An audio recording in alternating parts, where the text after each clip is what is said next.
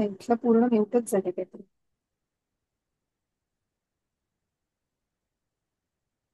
Laptop वरनं वाचून फोनवरनं बोलता येईल का?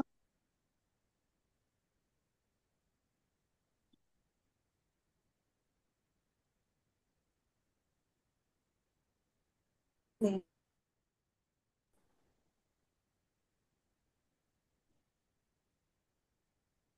नाही, आपल्याला एक करता येईल.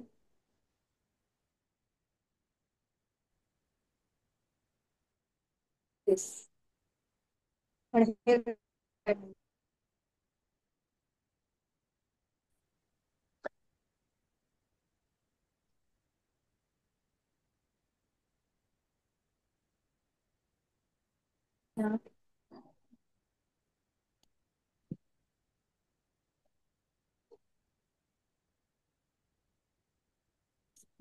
पॉस्ट कायमची इश्यूज असतात.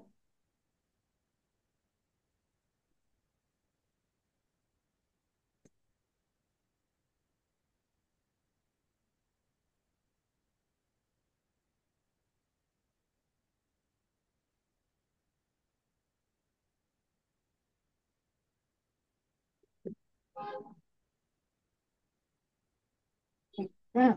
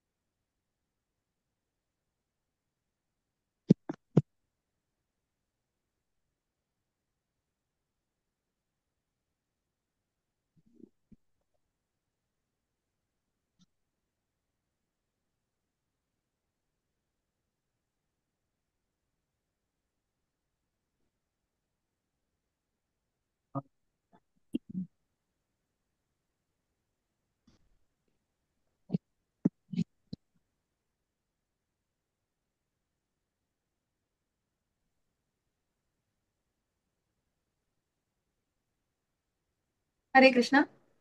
हरे कृष्ण. आता मी एक काम करते, ऍक्च्युली मी तोच ट्राय करत होते. तर मी आता माझा मोबाईलचं हे ठेवते आणि आपण हे जो माझ्या लॅपटॉपवरची स्क्रीन आहे त्याच्यावर आपण करू. मग नंतर मी काय चेक करते काय असेल ते. ठीक आहे. आवाज तर येतोय ना माझा तुम्हाला? हो, आवाज येतोय. हा, बोलतोय. So it's fine. मेनली आपला उद्देश सर्व होत आहे, आपलं सेशन चालू आहे. सो डोंट वरी. ठीक आहे. सो आपण हे जे बघतो आहोत या क्षेत्रज्ञ विभागामध्ये, आपण या शरीराला, म्हणजे शरीर हे क्षेत्र आहे आणि याचे दोन क्षेत्रज्ञ आहेत, तर आत्मा आणि परमात्मा हे दोन क्षेत्रज्ञ आहेत की या शरीराला जाणणारे. कोण जाणतं या शरीराला? तर म्हणून इथे आपल्याला जे इथे दिलेलं आहे की भगवद्गीतेच्या मधल्या 6 अध्यायांमध्ये भगवान आणि भक्तीच्या संदर्भात आत्मा आणि परमात्मा यातील संबंधाचे वर्णन करण्यात आलेले आहे. तर जिथे आपण प्रत्यक्ष भक्ती म्हणजे भगवंतांची भक्ती, की भगवंत कोण आहे, मग भगवंतांचं जे वर्णन केलेलं आहे आणि ज्या भक्ती योगाला आपण प्रत्यक्ष बघितलेलं आहे, नवविध भक्तीच्या सेवा बघितलेल्या आहे, आणि अशा प्रकारे आपण पुढे जे ज्ञान आता घेतो आहोत की भगवंतांचं श्रेष्ठ स्वरूप आणि जीवाच्या स्वरूपाचं निश्चित स्वरूपामध्ये या अध्यायांमध्ये वर्णन करण्यात आलेले की भगवंत. मग इथे आपल्याला जेव्हा आपण 10व्या अध्यायामध्ये बघितलं की संबंध, अभ्युदय आणि प्रयोजन, चतुश्लोकी गीतेमध्ये आपण बघितलं 10.8, 9, 10, 11 की जिथे भगवंत आणि भक्ताचा संबंध, की ज्या चतुश्लोकी गीतेमध्ये जो भक्ती टप्पा आपण बघितला की ज्याच्यामध्ये मग भक्तीचा टप्प्या असलेल्या या भक्ताला आणि भगवंतांचा संबंध कशा प्रकारे आहे, त्याचं अभ्युदय म्हणजे त्याचं राहते आणि त्याचं प्रयोजन, की फायनल उद्दिष्ट काय आहे. त्याचं फायनल उद्दिष्ट हे परमात्मा. म्हणजे ज्या 8व्या अध्यायामध्ये पण अर्जुनाला जे प्रश्न पडलेले आहेत, प्रकृती काय आहे, आत्मा काय आहे, म्हणजे मूळ स्वभाव ब्रह्म काय आहे, ब्रह्म हे विचारले, प्रकृती काय आहे, अध्यात्म काय आहे, अधिदैव काय आहे, अधियज्ञ काय आहे, अधिभूत काय आहे, या सगळ्याला अधिभूत म्हणजेच प्रकृती आणि अधिदैव म्हणजे जो अधिष्ठाता, जो सगळ्या यज्ञांचा अधिष्ठाता. अधियज्ञ आणि अधिदैव हे एकच आहे की परमात्माच आहे. अधिदैव हा सगळे देव भगवंतांमध्ये जिथे समाविष्ट असतात, हे जे आपण जे 11व्या अध्यायात भगवंताचं विराट रूप बघितलेलं आहे, असे हे प्रश्न 8व्या अध्यायातही अर्जुनाने भगवंताला विचारलेले आहेत. मग तिथे आपण बघितलं की प्रकृती ही भौतिक प्रकृती आहे आणि या भौतिक प्रकृतीमध्ये हा जीव म्हणजे जीव कोण आहे, जीवात्मा आहे. आणि हा जीवात्मा जेव्हा या भौतिक प्रकृतीमध्ये येतो, मग हा जीवात्मा मूळ कसा आहे, तो मूळ आध्यात्मिक आहे. पण तो जेव्हा या भौतिक प्रकृतीच्या वर्चस्वाखाली येतो, तेव्हा तो कुठेतरी बद्ध झालेला आहे. आणि असा हा बद्ध आत्मा जरी परमात्म्याचा अंश आहे, तरी त्याला काय म्हणतात, विस्मरण झालेलं आहे. हो, कारण म्हणून तर इथे कुठेतरी मूळ आध्यात्मिक स्वभाव आहे तो विसरलेला आहे. आणि म्हणून इथे आपल्याला की ममई वांशो जीव लोके जीव भूत सनातना, की आत्मा हा परमात्म्याचा अंश आहे. आणि आत्मा आणि परमात्मा हे या शरीराला जाणणारे आहे, हे क्षेत्रज्ञ आहे. हे आपल्याला या अध्यायामध्ये अजून सखोल प्रकारे जाणून घ्यायचं आहे. क्षेत्रज्ञं चापि मां विद्धि सर्व क्षेत्रेषु भारत, क्षेत्र क्षेत्रज्ञ ज्ञानम यज्ञानम मतम मम. हरे कृष्णा. कोणाला वाचायचंय? मीनल माताजी वाचू शकता. येस. हरे कृष्ण. हरे हे कृष्णा. भारत, मी सर्व शरीरांमधील सुद्धा क्षेत्रज्ञ असल्याचे तू जाण, आणि हे शरीर आणि त्याच्या क्षेत्रज्ञाला जाणणे म्हणजेच ज्ञान होय, हे माझे मत आहे. हरे कृष्ण. पुढचं हरे कृष्ण. वाचायचंय? नाही, ठीक आहे. भगवद्गीतेच्या शब्दात सांगायचं तर जो क्षेत्र आणि क्षेत्रज्ञ यांचं सूक्ष्म रीतीने अध्ययन करतो त्याला ज्ञान प्राप्ती होते. कारण कसं आहे बघा, आपण आधीच्या अध्यायांमध्ये बघितलं की जिथे दुसऱ्या अध्यायांमध्ये भगवंतांनी सांगितलेलं आहे गुह्य ज्ञान म्हणजे काय, की तू शरीर नाही, तू आत्मा आहेस. मग हा आत्मा कोण आहे, तर आत्मा हा परमात्म्याचाच अंश आहे. आणि म्हणून आपण या देहरूपी ज्या संकल्पना आहेत, या देहरूपी संकल्पनेशी आपण जितके निगडीत राहतो, तितके आपण त्या भगवंतांना पूर्णपणे आपलं विसरत असतो. कारण तिथे आपण कुठे त्या आत्म्यालाही जाणायला बघत नाही आणि परमात्म्यालाही जाणू बघत नाही. आणि म्हणून इथे भगवंत म्हणतायत की प्रत्येक शरीरातील कार्यक्षेत्राचे ते ज्ञाता आहे. जीवाला आपल्या शरीराचं ज्ञान असतं, परंतु इतर शरीरांचं ज्ञान असू शकत नाही. तर इथे सांगण्याचा मुद्दा असा आहे की क्षेत्र म्हणजे क्षेत्र आणि क्षेत्रज्ञ याच्यामध्ये आपण जेव्हा म्हणतो, तेव्हा जेव्हा आत्मा या क्षेत्राला जाणतो, जेव्हा शरीर आणि आत्मा हा संबंध दाखवला जातो, तेव्हा तो शरीराला जाणणारा हा त्या शरीरापुरताच जीवात्मा असतो. म्हणजे तो जीवात्मा फक्त त्याच शरीराला जाणू शकतो. जसं की तुम्हाला एखादी उदाहरण द्यायचं झालं की एखादी शेत आहे बरं का, आणि त्या शेतात राबणारा शेतकरी आहे. त्या शेतात राबणाऱ्या शेतकऱ्याला त्याचं शेत फक्त दिसतंय, परंतु जो भगवंत, जो सूर्य आहे, जो सगळ्याकडे प्रकाश पोहोचवणारा आहे, त्याला मात्र सगळे फील्ड दिसत आहेत, सगळी शेतं दिसत आहेत आणि तो सगळीकडे प्रकाश पोहोचवतो आहे, कारण त्याला सगळ्याचं ज्ञान आहे. आणि म्हणूनच इथेही त्याप्रमाणे की त्या जीवात्म्याला त्या पर्टिक्युलर शरीराचं, त्या पर्टिक्युलर क्षेत्राचं ज्ञान असतं, परंतु परमात्म्याला सर्व शरीरांचं ज्ञान असतं. आणि म्हणूनच इतर शरीरांचं ज्ञान त्या आत्म्याला असू शकत नाही, पण परमात्म्याला निश्चित असतं. परमात्मा रूपाने सर्व शरीरांमध्ये उपस्थित असणारे भगवंत सर्वच देहांच्या बाबतीत सर्व काही जाणतात. त्यांना सर्व योनीतील सर्व शरीरांचं ज्ञान असतं. एखाद्या नागरिकाला स्वतःच्या भूमिकेचं सर्व काही ज्ञान असू शकेल, परंतु राजाला केवळ राजमहालाचे नाही, तर प्रत्येक नागरिकाकडे असणाऱ्या सर्व मालमत्तेचेही ज्ञान असते. त्यामुळे मनुष्य केवळ स्वतःच्याच शरीराचा स्वामी असू शकेल, परंतु भगवंत सर्वच शरीरांचे स्वामी आहे. राजा हा राज्याचा मूळ स्वामी असतो आणि नागरिक हे त्याचे दुय्यम प्रकारचे स्वामी असतात. त्याचप्रमाणे भगवंत हे शरीरांचे परम अधिपती आहे. आणि हे शरीर कशाने बनलेलं आहे, तर हे शरीर इंद्रियांनी बनलेलं आहे. आणि भगवंत हे ऋषिकेश अर्थातच इंद्रियांचे नियंत्रक आहे. ज्याप्रमाणे राजा राजाचा मूळ नियंता असतो आणि नागरिक हे दुय्यम नियंते असतात, त्याचप्रमाणे भगवंत इंद्रियांचे मूळ नियंता आहे. आणि भगवंत म्हणतात मी सुद्धा क्षेत्रज्ञ आहे. अर्थात भगवंत परम क्षेत्रज्ञ आहे आणि जीव हा केवळ आपल्या शरीराचा क्षेत्रज्ञ आहे. वेदांमध्ये याला पुष्टी देताना सांगितलेलं आहे, क्षेत्राणी ही शरीराणी द्विजं चापी शुभाशुभे तानि वेत्ती स योगात्मा तत् क्षेत्रज्ञ उच्यते. अशा प्रकारे भगवंत हे सर्व शरीराला जाणतायच, आत्मा हा फक्त तेवढ्या पुरताच त्या शरीराला जाणतो. आणि म्हणून या अध्यायामध्ये सांगितले जाईल की दोन क्षेत्रज्ञांपैकी एक च्युत ज्याचे पतन होऊ शकते आणि दुसरा अच्युत ज्याचे कधीही पतन होत नाही. एक श्रेष्ठ आहे तर दुसरा गौण आहे, दोन्हीही क्षेत्रज्ञ एक समानच आहेत असे जो म्हणतो तो भगवंतांच्या कथनाचा विरोध करतो. आणि या ठिकाणी भगवंत स्पष्टपणे म्हणतात की मी सुद्धा क्षेत्रज्ञ आहे. जो एखाद्या दोरीला सर्प समजतो तो ज्ञानी असू शकत नाही. विविध प्रकारचे देह आहेत आणि विविध प्रकारचे देहांचे मालक आहेत. आता इथे भगवंत म्हणूनच सांगतायत की शरीराला जाणणारे हे परमात्मा आहेत आणि हे निश्चितच परमात्मा आहेत. आणि म्हणूनच कधीही यांचं पतन होत नाही असे अच्युत आहेत, इनफॅलिएबल आहेत, अच्युत अक्षर. अशा प्रकारे अद्वैत असे भगवंत आहेत. आणि म्हणूनच हा परमात्म्याचा अंश असलेला आत्मा हा दुय्यम गौण.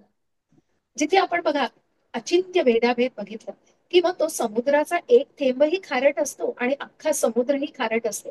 पण इथे क्वालिटेटिव्हली भगवंतांसारखे आहोत पण क्वांटिटेटिव्हली नाही.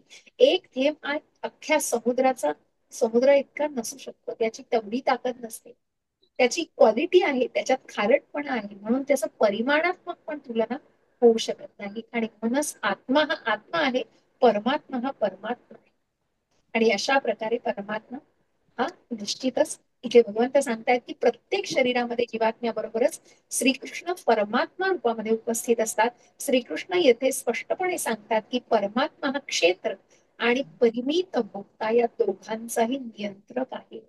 कारण जो प्रत्यक्ष परमम धाम परम नित्यम परमधामम अशा प्रकारे परम तत्व सर्वांमध्ये भगवंत आहेत आणि भगवंतही निश्चित या सगळ्याला जाणतायत. अशा प्रकारे भगवंतांनी इथे या गोष्टीला सांगितलेलं आहे. पुढे जाऊ आपण. तक्षेत्रं यच्च यादृक् यद्विकारी यतश्च यत् स च यो यत्प्रभावश्च तत्समानेन मे शृणु. हरे कृष्ण. कोणाला वाचायचंय? वाचो माताजी. हो वाचा माताजी. हरे कृष्ण. हरे कृष्ण. आता कृपया माझ्याकडून क्षेत्र आणि त्याचे स्वरूप, त्यांच्यामध्ये कोणते बदल होतात, त्यांची निर्मिती केव्हा होते, त्यांचा ज्ञाता कोण आहे आणि क्षेत्र ज्ञानाचा काय प्रभाव आहे याचे संक्षिप्त वर्णन आहे. तात्पर्य वाचो माताजी. नाही असू दे, थांबा. बरं ठीक आहे, चला ह्याचं वाचा. हरे आहे छोटा कृष्ण. आणि मुख्य काही संदर्भ आहेत त्याच्या. वाचा माताजी. भगवंत क्षेत्र आणि क्षेत्रज्ञ यांच्या स्वरूपाचे वर्णन करीत आहेत. या शरीराचे स्वरूप काय आहे, कोणत्या पदार्थापासून हा देह बनला आहे, कोणाच्या नियंत्रणाखाली हा देह क्रियाशील आहे, त्याच्यात बदल कसे घडून येतात, हे बदल कुठून येतात, त्याची कारणे कोणते, त्यांचे प्रयोजन काय आहे, आत्म्याचे परम लक्ष्य काय आहे आणि जीवाचे वास्तविक रूप कसे आहे, या सर्व गोष्टीचे मनुष्याला ज्ञान असले पाहिजे. आत्मा आणि परमात्मा यांचे भेद, त्यांचा प्रभाव, त्यांची शक्ती इत्यादींचे ज्ञान असणे आवश्यक आहे. मनुष्याने केवळ ही भगवद्गीता प्रत्यक्षपणे भगवंतांनी सांगितल्याप्रमाणे जाणून घेतली पाहिजे. असे केल्याने या सर्व गोष्टी स्पष्ट होतील. प्रत्येक देहातील भगवंत आणि जीव हे एकच आहेत अशी समजूत होणार नाही याची मनुष्याने काळजी घ्यावी. भगवंत आणि जीव समानच आहेत असे समजणे म्हणजे शक्तिमान आणि शक्ती यांना सारखेच समजल्याप्रमाणे आहे. हरे कृष्ण माताजी. एक्झॅक्टली. हरे कृष्ण. जसं आपण म्हटलं की समुद्राचा एक थेंब आणि अख्खा समुद्र याला एकच समजणं किती मूर्खपणा होईल ना. आणि म्हणून मग मीच भगवंत आहे की जिथे कुठेतरी आपण जे अद्वैत तत्वाला जाणतो तिथे मग शंकराचार्यांचं जरी हे तत्व असतं, शंकराचार्यांनी भगवंतांना गोविंद आदि पुरुषम तमहम भजामी की प्रत्यक्ष सर्वोच्च नियंत्रक हे भगवंतच आहे ज्यांनी मानलेले आहे. पण इथे कुठेतरी अद्वैत फिलॉसॉफी जी आहे आणि हा जो अद्वैतवाद आहे तो आपल्याला सांगतोय की कुठेतरी आपण भगवंतच होऊ शकतो, म्हणजे finally we can be God, पण दॅट कॅन नॉट बी. आणि म्हणूनच इथे मग असं समजणं हे चुकीचं ठरलेलं आहे. इथे आपल्याला चैतन्य महाप्रभूंचा अचिंत्य भेद हा जाणणं जास्त आवश्यक आहे, की जिथे आपल्याला ते परिमाण जाणणं खूप गरजेचं आहे. आपण भगवंत का होऊ शकत नाही, कारण आपली तेवढी पात्रता नाहीये. आपण भगवंतांचे अंश आहोत, क्वालिटेटिव्हली नक्की आहोत, पण तेवढी आपली कपॅसिटी नाहीये आणि आपले तेवढं त्या प्रकारचं परिमाणात्मक आपलं ध्येय नाही. आणि म्हणूनच इथे भगवंत सांगताना सांगताय की क्षेत्र आणि क्षेत्रज्ञाचं, क्षेत्राचं आणि क्षेत्रज्ञाचं हे ज्ञान, सॉरी, शक्तिमान आणि शक्तीहीन, इथे कुठेतरी मग इतक्या प्रकारे दोघांचंही सारख्याच लेवलला विचार करणं हा वेडेपणा आहे. मग याचं कुठेतरी ज्ञान आणि संपूर्णपणे व्यवस्थित जाणणं हे जास्त गरजेचं आहे. ऋषिभिर्बहुधा गीतम छंदोभिर्विविधैः पृथक् ब्रह्मसूत्रपदैश्चैव विनिश्चितैः. हरे कृष्णा. हरे कृष्ण. मी वाचते. हा वाचा. क्षेत्राचे आणि क्षेत्रज्ञाचे हे ज्ञान विविध ऋषींनी विविध वैदिक ग्रंथांमध्ये वर्णित केले आहे. विशेष करून हे ज्ञान सर्व कारण परिणामांसहित वेदांत सूत्रांमध्ये सर्व तथ्यांसहित प्रस्तुत करण्यात आले आहे. हरे कृष्ण. हरे आणि कृष्ण. म्हणून इथे आपल्याला जेव्हा वेदांचा अ, अ,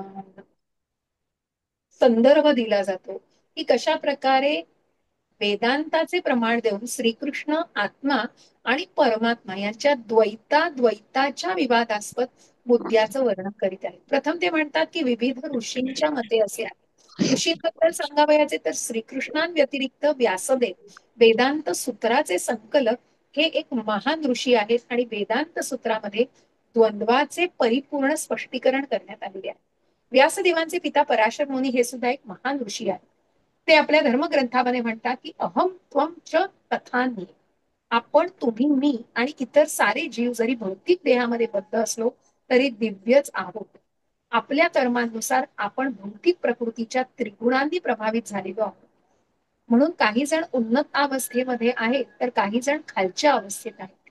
अज्ञानामुळे अशा उच्च निम्न अवस्था अस्तित्वात असतात आणि असंख्य जीवांद्वारे त्या व्यक्त होतात. परंतु परमात्मा हा अत्युच्च त्रिगुणातीत आणि दिव्य आहे. त्याचप्रमाणे मूळ वेदांमध्येही विशेष करून कठोपनिषदामध्ये आत्मा आणि परमात्मा आणि शरीरातील भेद दर्शविण्यात आला आहे. मग या शरीरातील भेद सांगताना आपल्याला या इथे कुठेतरी आपल्याला या कोशांना जाणून घ्यायचं आहे. फार सुंदर कोश आहेत हे. आणि म्हणून इथे आपल्याला पूर्वी सांगितल्याप्रमाणे क्षेत्र हे जीवांचं कार्यक्षेत्र आहे आणि क्षेत्रामध्ये आत्मा आणि परमात्मा हे दोन क्षेत्रज्ञ आहेत. तैत्तिरीय उपनिषदात म्हटलंय 2.9 मध्ये म्हटले आहे की ब्रह्म उच्चम प्रतिष्ठा, भगवंतांच्या शक्तीची एक प्रकटावस्था असते, अन्नमय नावाने जाणली जाते. हे जाणणे म्हणजे परमसत्याचा प्राकृतिक साक्षात्कार होय. नंतर परमसत्याची अन्नमयामध्ये अनुभूती झाल्यावर मनुष्य प्राणमय अर्थात प्राणशक्तीमध्ये परमसत्याचा साक्षात्कार करू लागतो. कसं आहे ना की आपण पुढे जाऊन पण बघणार आहोत, जठराग्नीमध्ये सुद्धा आपले भगवंत आहेत. आपल्या पचनाचं कार्य सुद्धा भगवंतांच्या इच्छेमुळे होत आहे आणि भगवंतांच्या प्रेझेन्समुळे होत आहे. आणि म्हणून इथे जे कोश आपल्याला जाणायचे की अन्नमय, अन्नमय, प्राणमय, ज्ञानमय, विज्ञानमय, अन्नमय, प्राणमय, मनोमय, विज्ञानमय आणि आनंदमय असे 5 कोश आपल्याला जाणायचे आहेत. त्या कोशांमध्ये नक्की काय आहे आणि काय स्तर आपल्याला कुठल्या स्तरापर्यंत घेऊन जातात हे आपण निश्चित जाणू शकू. आणि म्हणूनच इथे ज्ञानमय स्तरामध्ये अनुभूतीचा स्तर प्राणशक्तीपासून ते चिंतन, संवेदन आणि संकल्पांमध्ये उन्नत होतो. त्यानंतर ब्रह्म साक्षात्कार होतो व त्याला विज्ञानमय असे म्हटले जाते. आणि त्या साक्षात्कारामध्ये जीवाला कळून येते की आपण आपल्या मन आणि प्राणापासून भिन्न आहोत. त्यानंतरची परमोच्च अवस्था म्हणजे आनंदमय. याप्रमाणे ब्रह्म साक्षात्काराच्या ब्रह्म उच्चम या 5 अवस्था आहेत आणि या 5 पैकी प्रथम 3 अन्नमय, प्राणमय, ज्ञानमय या अवस्थांचा संबंध जीवाच्या क्षेत्राशी असतो. सर्व क्षेत्रांच्या पलीकडे परमेश्वर असतात आणि त्यांना आनंदमय असं म्हटलं जातं. वेदांत सूत्रातही भगवंतांचं वर्णन आनंदमयोभ्यास असे करण्यात आले आहे. या दिव्य आनंदाचा अनुभव घेण्याकरता ते स्वतः विज्ञानमय, प्राणमय, ज्ञानमय आणि अन्नमय कोशांमध्ये विस्तार करतात. खूप सुंदर अशी माहिती दिलेली आहे आपल्याला आणि छान उल्लेख दिलेला आहे इथे की कशा प्रकारे आपल्याला या 5 कोशांना जाणून घ्यायचंय. अन्नमय, की भगवंतांना आपण अन्नातून, अन्नाचं सेवन केल्यानंतर की प्रत्यक्ष सर्व कृष्णार्पण म्हणजे म्हणतो. आणि त्यानंतर मग आपल्याला म्हणायचं आहे की कशा प्रकारे प्राणमय, की मग प्राण जो घेतला जातोय आणि इनहेल एक्सेल, की आपण ज्या अष्टांग योगामध्ये बघितलेलं की प्राणायाम. प्राणायाम म्हणजे काय, की प्राणाचा आयाम, की जेव्हा आपण अनुलोम विलोम करतो आहोत, की कशा प्रकारे श्वास डाव्या नाकपुडीने घेतो, थोडा वेळ कुंभक लावतो, मग उजव्या नाकपुडीने सोडतो, उजव्या नाकपुडीने घेतो, कुंभक लावून मग आपण पुन्हा रेचक करतो. कुठून रेचक करतो, पुन्हा आपण डाव्या नाकपुडीचे रेचक करतो. अशा प्रकारे आपण त्या क्रियांना, कशा प्रकारे या ऍक्टिव्हिटीजना,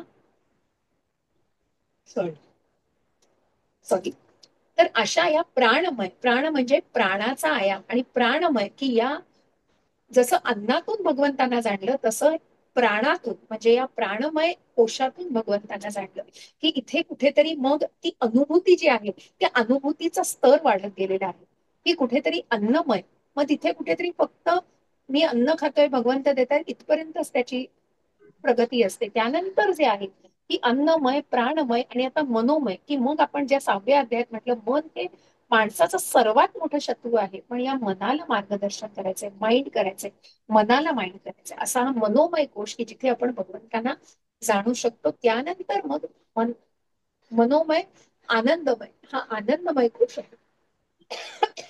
अन्नमय, प्राणमय, मनोमय, विज्ञानमय, सॉरी विज्ञानमय आणि मग आनंदमय, की इथे कुठेतरी आपण हे ज्ञान घेतो आहोत त्याला ऍप्लिकेशन केलं पाहिजे त्याचं, की मग या मनोविषयी, मनाविषयी आपण जे जाणून घेतो आहोत, की कशा प्रकारे मन आणि इंद्रिय आणि बुद्धी या 3 वरती कशा प्रकारे वासना, काम वासना बसत असते, आणि म्हणून मनुष्य अगदी इच्छा असूनही एका विरुद्ध मार्गाला आणि चुकीच्या मार्गाला जाऊ शकतो. कारण इथे कुठेतरी ती बुद्धी, इंद्रिय याच्यावरती काम वासनेने स्तर पडलेले असतात त्याचे. आणि म्हणूनच अशा प्रकारे या परिणामानुसार ब्रह्मसूत्रांची सुंदर रीतीने रचना करण्यात आली आहे. अशा या ब्रह्म पुराणांमध्ये आणि या सगळ्यामध्ये अशा या कोशांना आपण जाणलेलं आहे. आणि हे कोश पूर्णपणे, की जिथे मग आपण म्हणतो की अन्नमय, प्राणमय, मनोमय, विज्ञानमय आणि आनंदमय, की जिथे आनंद म्हणजे सच्चित आनंद, की जिथे भगवंतांचं धाम आहे, की त्या सच्चित आनंदाला परत जायचंय, की जे ज्ञानाने परिपूर्ण आहे. कुठेतरी ते चित ज्ञानाने परिपूर्ण सत म्हणजे शाश्वत आहे, आणि ते अशा प्रकारचं फळ आहे की जे भगवंतांना अर्पण केलं जाऊ शकतं. त्याची फळंही भगवंतांना अर्पण केली जातात.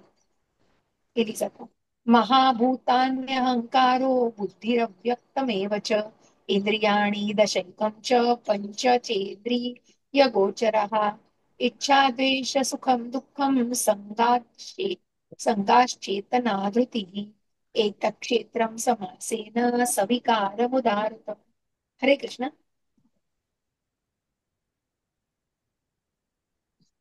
हरे कोण कृष्ण. वाचणार? पुष्पलता माताजी वाचा, मिनल माताजी वाचा वाचा. वाचते. पंचमहाभूते मिथ्या अहंकार, बुद्धी, हम्म. अव्यक्त, 10 इंद्रिये आणि मन, 5 इंद्रिय विषय, इच्छा, द्वेष, सुख, दुःख, समूह, चेतना आणि धैर्य या सर्वांना त्यांच्या विकारांसहित संक्षेपाने क्षेत्र असे म्हटले जाते. हरे आपण ते कृष्ण, हरे मागे एकदा कृष्ण. 24 गुण पाहिले होते ते ना.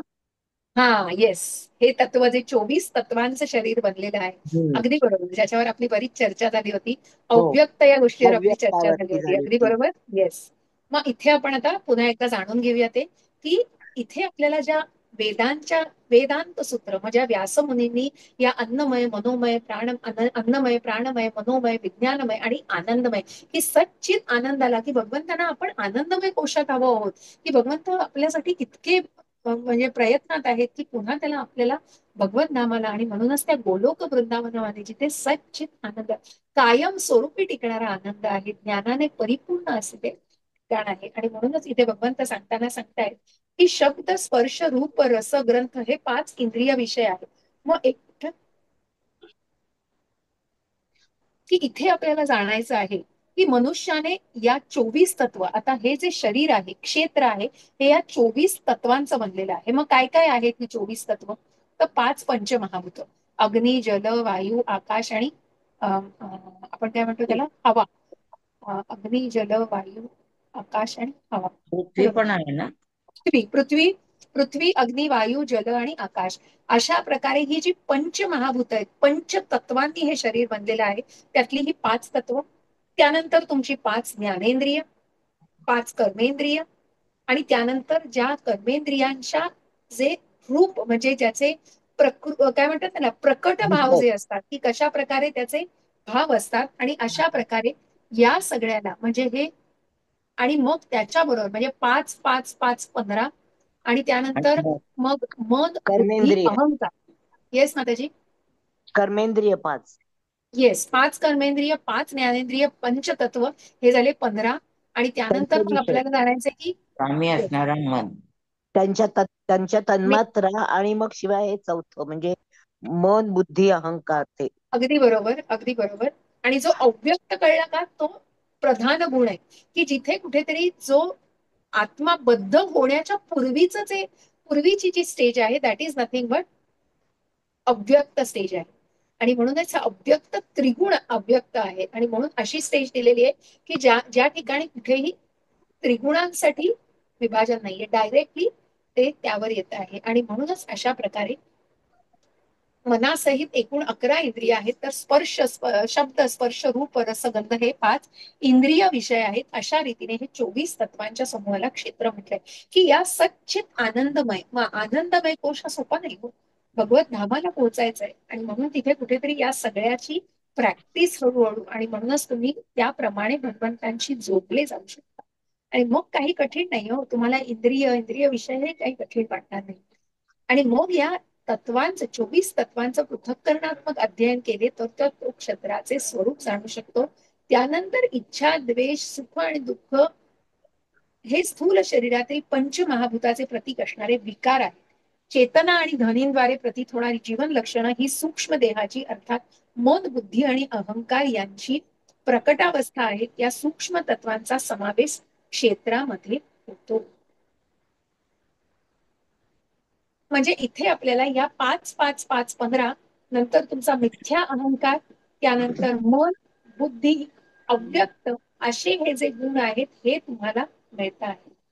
आणि तिकडे कशा प्रकारे आपण बघितलं की या सगळ्यांचा म्हणजे 24 तत्वांचं हे शरीर बनलेलं आहे. या तत्वांना जाणून घेणं हे जास्त महत्वाचं आहे. शरीर हे सर्व घटकांचं प्रतीक आहे. या शरीरामध्ये 6 स्थित्यंतरे होतात. उत्पत्ती उत्पत्ती होते, जन्म घेतात, विकास होतो, सगळ्या ऍक्टिव्हिटीज म्हणून विकास केला जातो, स्थिती, मग भगवंतांची पोझिशन ज्या आहे देवा देवग्रहामध्ये जी पोझिशन आहे भगवंतांची, प्रजनन, क्षय आणि विनाश, असे म्हणून क्षेत्र हे अनित्य प्राकृतिक वस्तू आहेत. तथापि या क्षेत्रज्ञाचा स्वामी क्षेत्रज्ञ हा भिन्न आहे. आणि म्हणूनच इथे आपण जाणतो आहोत की 24 तत्वांचं हे जे शरीर बनलेलं आहे, की हे जिथे आपण कठोपनिषदाचं उदाहरण घेतो, की त्या कठोपनिषदामध्ये दिलेले झाड रूपी असं आहे, आणि त्या झाडावरती मला वाटतं हे कुठल्याही या संदर्भात नाहीये, पण मला वाटतं ते कॉन्टेक्स्ट वेगळं आहे. तर ते एक मिनिट हा, मला त्याचा एक रेफरन्स मिळाला तर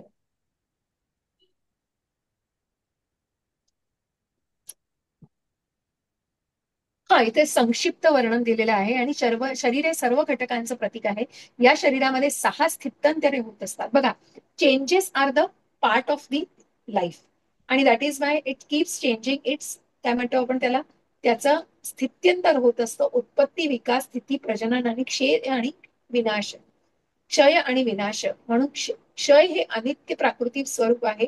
तथापि या क्षेत्राचा स्वामी क्षेत्रज्ञ हा भिन्न आहे. अशा प्रकारे आपण या शरीरांचे सर्व घटकांचे, मग या शरीराला कशा प्रकारे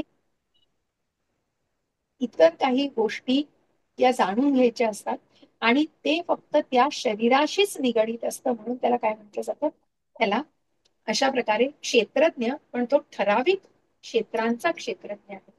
आणि म्हणूनच मग जिथे आपण बघतो आहोत छोटी छोटी बाळगोपाळ आहेत, 6 स्थित्यंतरे होती, उत्पत्ती, विकास आणि मग ज्यांना जिथे डेस्टिनेशन आहे. तर त्याप्रमाणे 1 सेकंड, 1 सेकंड द्या मला. स्लाइड आहे का माताजी ही? नाही, ही स्लाइड नाहीये. स्लाइड नाहीये ही. आपलं तात्पर्यच आहे माताजी. माझा प्रयत्न आहे, मी पाठवेल. आपण काम करतोय त्याच्यावरती. तर अशा या 24 तत्वांचं समजलंय का सगळ्यांना? 24 तत्वांचं आता अव्यक्त, हो. त्यानंतर मन, बुद्धी, अहंकार, आणि त्याच्यानंतर मग हे सगळे त्रिगुण जे आहेत ते, की सत्व, रज, तम आणि आपण त्यावेळेला बघितलं होतं, अव्यक्त म्हणजे आपल्यातले त्रिगुण, सत्व अगदी बरोबर. रजतम. त्रिगुण व्यक्त न झालेली अवस्था माताजी. हम्म. येतंय लक्षात? हो, हो. आपण ह्याच्यावरती एकदा चर्चा झाली होती आपली. हा, येस येस येस. असं हे 24 तत्वांचं हे शरीर म्हणजे तो जो जीव आहे तो या 24 तत्वांनी बनलेला आहे. ठीक आहे.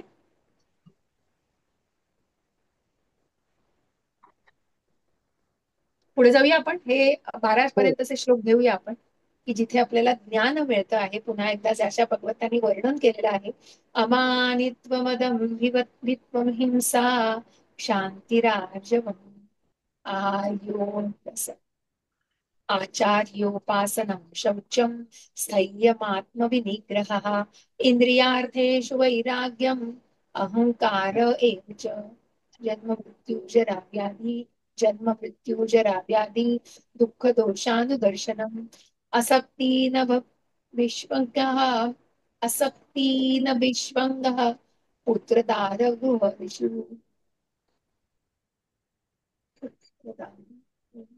गृहादिषु नित्यं च समचित्तत्वमिष्टानिष्टोपपत्तिषु मयि चानन्ययोगेन भक्तिरव्यभिचारिणी आचार्य सॉरी विविक्त जन्म देश मृत्यु सेवित्व. जरा व्याधि दुःख दोषानुदर्शनम् असक्तीन न भीम न विश्वङ्गः पुत्रदार गृहादिषु नित्यं च समाचित्तत्वनिष्ठानिष्ठोपपत्तिषु मयि चानन्ययोगेन भक्तिरव्यभिचारिणी विविक्तदेशसेवित्वन्मरत् विविक्षसेव विविक्तदेशसेवित्वं रतिर्जनरसमान् संसादी अध्यात्मज्ञान नित्यं त्वं त्वं तत्त्वं तत्त्वज्ञानार्थदर्शनम् एतज्ज्ञानमिति प्रोक्तम् अज्ञानं यजतोऽन्यथा. रामकृष्ण हरी.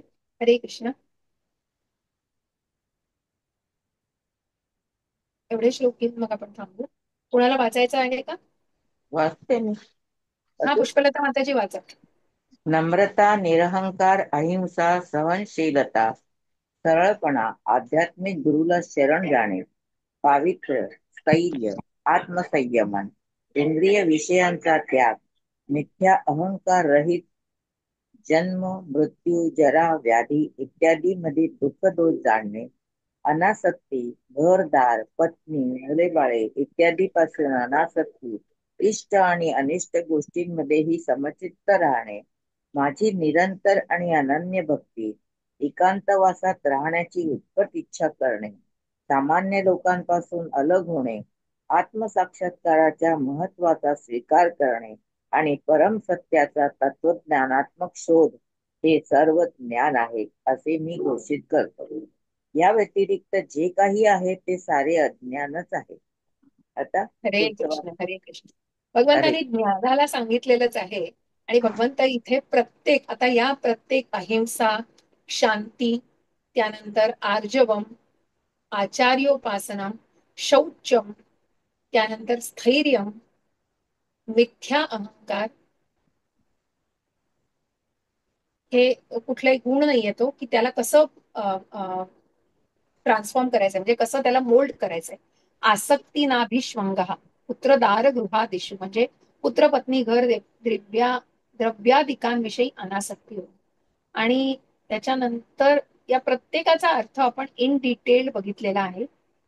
तर हे वाचण्याचा प्रयत्न करा. आपण सगळं काही इथे घेऊ शकत नाहीये, पण निश्चितच आपण या सगळ्या गोष्टींना, म्हणजे या गुणांना आपण निश्चित चर्चा करूया, की कशा प्रकारे आर्जव, त्यानंतर अहिंसा, शौचम या गोष्टी कशा प्रकारे, तसं भागवतामध्ये भगवंतांनी सांगितलेलं आहे. त्या दिवशी प्रभूजी सांगत होते की कशा प्रकारे मग ज्या अ, अ, एक सेकंड ना, एक सेकंड.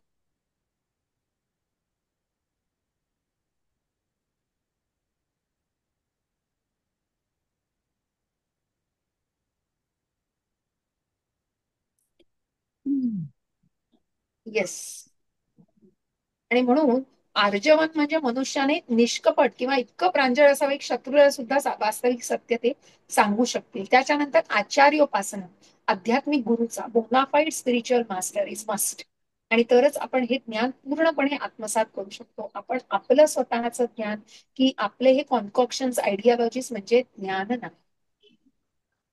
आणि म्हणूनच आपण जिथे म्हणतो आहोत की शौचम, मग इथे सगळे हे जे गुण दिलेले आहे, शौचम म्हणजे काय, क्लीनलीनेस, या सगळ्याची खूप गरज आहे. आणि म्हणूनच ते कशा प्रकारे व्यवस्थितपणे मन, बुद्धी, मग अगदी वॉशिंग, काय म्हणतात ना, पावडर लागली तरी पण त्या मनाला धुवून काढायचे, चेतो दर्पण मार्जनम. आणि तो जो इथे या बद्ध प्रकृतीमध्ये आल्यावर बद्ध होतोय, तर त्यासाठी हे काय? असे जे काही येस माताजी. हो. हरे कृष्णा. काही विचारायचंय?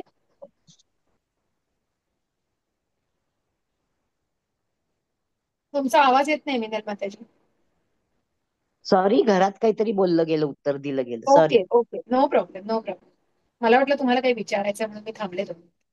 सो ओके, स्थैर्य, मग ह्या सगळ्यांचं जे वर्णन केलेलं आहे, स्थैर्य, मनुष्याने आध्यात्मिक जीवनामध्ये एक आपण म्हणतो ना ठहराव पाहिजे तिथे. आणि प्रगती करण्यासाठी अत्यंत दृढ निश्चयी असलं पाहिजे. कारण श्रद्धेचा पहिला टप्पा, भक्तीचा पहिला टप्पा श्रद्धा आहे. ती श्रद्धा कुठेतरी पूर्णपणे रुजू झाली पाहिजे. आणि पुढे पुढे कुठेतरी ती ठामपणे, की ज्या श्रद्धेला आपल्याला पुढे, ती हा जो म्हणतात ना की भक्तीची वेल आहे, आणि त्या वेलाला अगदी पुढे पुढे आपल्याला वाढवत जायचं आहे. आणि म्हणूनच हे भक्ती रसामृत सिंधूमध्ये खूप सुंदर प्रकारे वर्णन केलेलं आहे.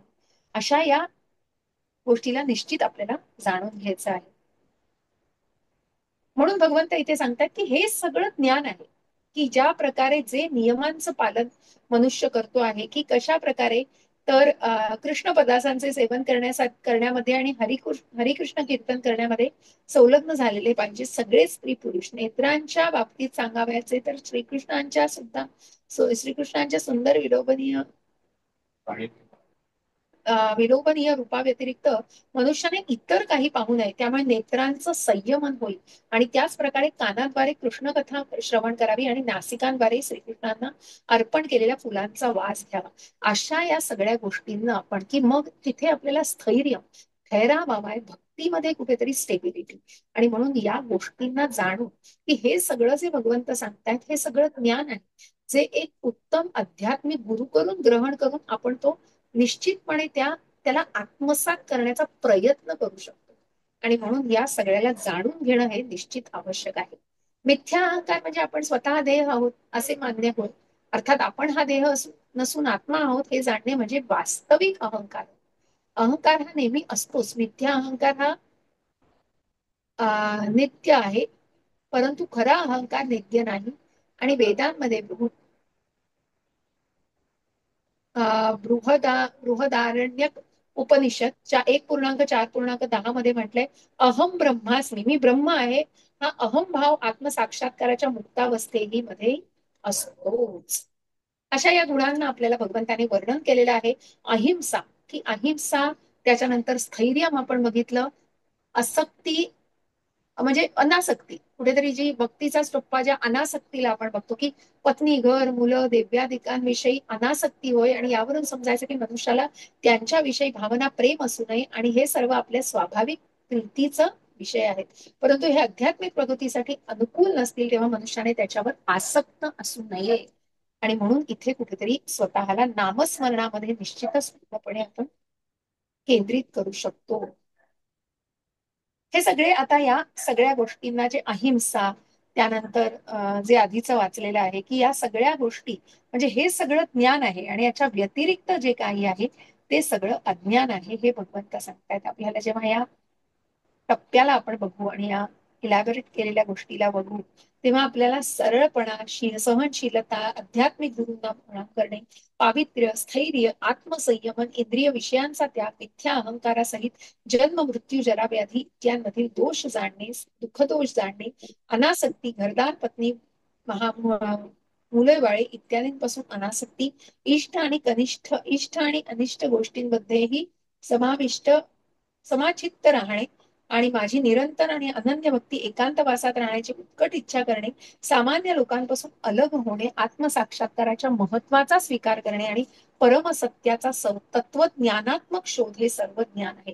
की हे सगळ्याला जे भगवंतांनी वर्णन केलेलं आहे हे सगळं ज्ञान आहे. आणि याच्या व्यतिरिक्त जे काही तुम्ही तुमच्या आयडियोलॉजीज, तुमचे कॉन्कॉक्शन की हे सोयीने जे घेतलं जातं ते सगळं ज्ञान आहे. आणि म्हणूनच याला आपल्याला या ज्ञानाला परिपूर्ण जाणून ते आत्मसात करणं हे जास्त आवश्यक आहे. शांती म्हणजे मनुष्याने इतरांकडून होणारा अपमान सहन करण्यास शिकले पाहिजे. ज्ञानामध्ये प्रगती करण्यात संलग्न होतो तेव्हा तो भरपूर इतरांकडून भरपूर अपमान होतो हे अपेक्षितच आहे. कारण भौतिक प्रकृतीची रचनाच काही पद्धतीने करण्यात आलेली आहे. प्रल्हादासारखे केवळ 5 वर्षाचे बालक जेव्हा आध्यात्मिक ज्ञानाच्या अनुशीलनेमध्ये संलग्न होतात तेव्हा त्यांच्या पित्याने भक्तीला विरोध केल्यामुळे त्याला अनेक यातना भोगाव्या लागल्या. मग इथे आपण बघतो आहोत की निश्चितच जे दैवी आहेत, मग अर्थार्थी, ज्ञानी, जिज्ञासू जे 4 प्रकारचे लोक भगवंतांना शरण जाऊ शकतात, की त्याच्यामध्ये आपण ध्रुव महाराज बघितले की कशा प्रकारे ते फायनान्शियली अर्थार्थी आणि म्हणूनच कुठेतरी स्वतःला राज्य मिळवायचे, मलाही भगवंत वडिलांच्या मांडीवर बसायचं आहे ही कुठेतरी मनामध्ये ओढ असते आणि त्याच्यामुळे मग ती छोटी मुलं एक मिनिट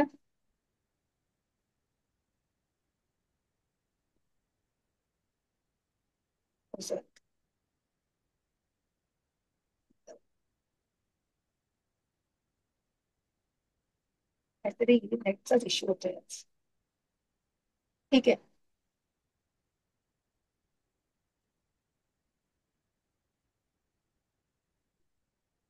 अहिंसा, शांती म्हणजे मनुष्याने इतरांकडून होणारा अपमान सहन करण्यास. बघा कसं आहे की मनुष्य आहे, आपण कोणाला काही टोचून बोललो, काही बोललं तरी नॅचरली म्हणजे वन गेट्स रिअली काय म्हणतात ना त्याला, एकदम ऍजिटेट होतात किंवा ते चालत नाही.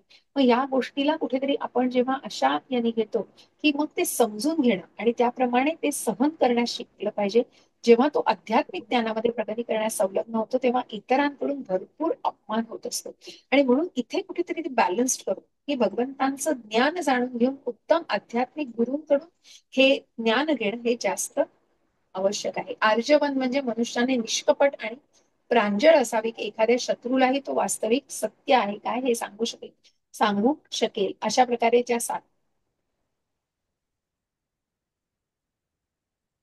आचार्योपासना, आचार्यांची पूजा करणं. शौच म्हणजे क्लिनलीनेस, आपण जो बघितलेला आहे भागवतामध्येही भगवंतांनी सांगितलेलं आहे बघा. स्थैर्य म्हणजे कुठेतरी ठहराव आणि मिथ्या अहंकार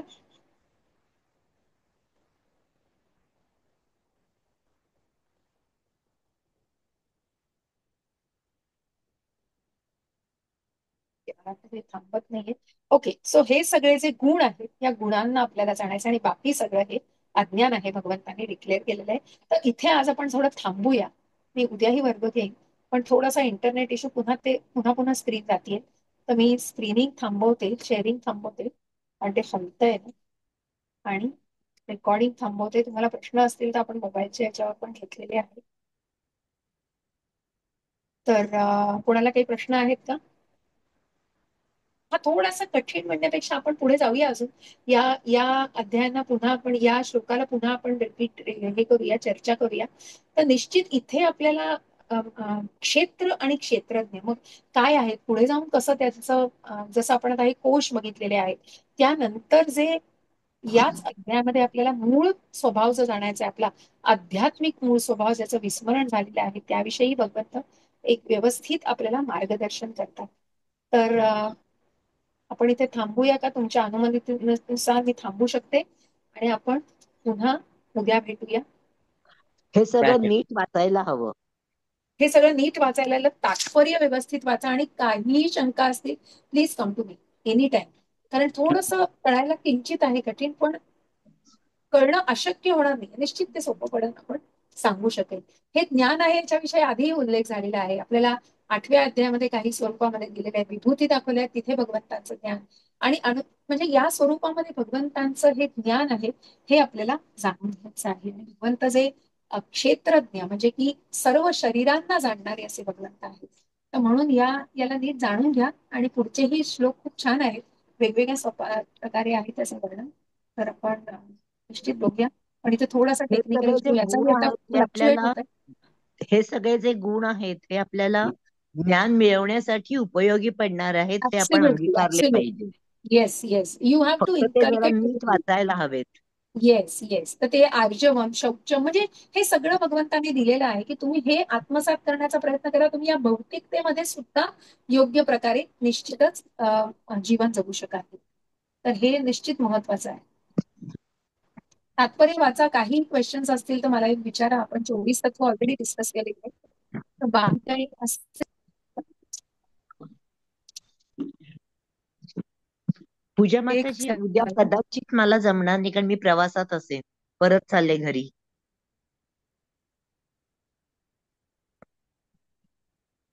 त्यांचा आवाजच घेता. हा, प्रवासात ऐकू नाही येणार कदाचित मला उद्या.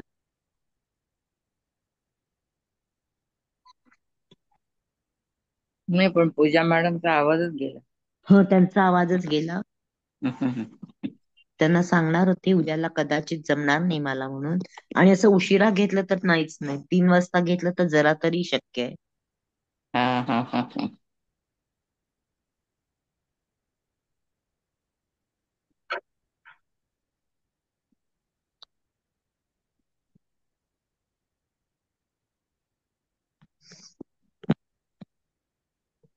असं थांबायचं का?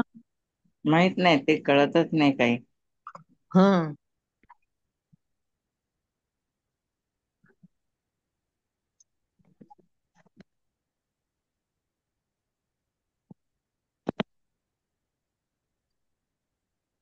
मॅडम थांबायचं का? पूजा माताजी, त्यांना ऐकू पण नाही जात. त्यांना ऐकू येत नाही. हो, हो. सॉरी, एक फोन त्या प्रभूजींचा आला होता म्हणून मला घ्यावा लागला. सो बोला माताजी. मीनल माताजी काही सांगत होत्या. काही नाही, मी म्हटलं थांबायचं का आता आपण, म्हणजे लिव्ह होऊ हो, का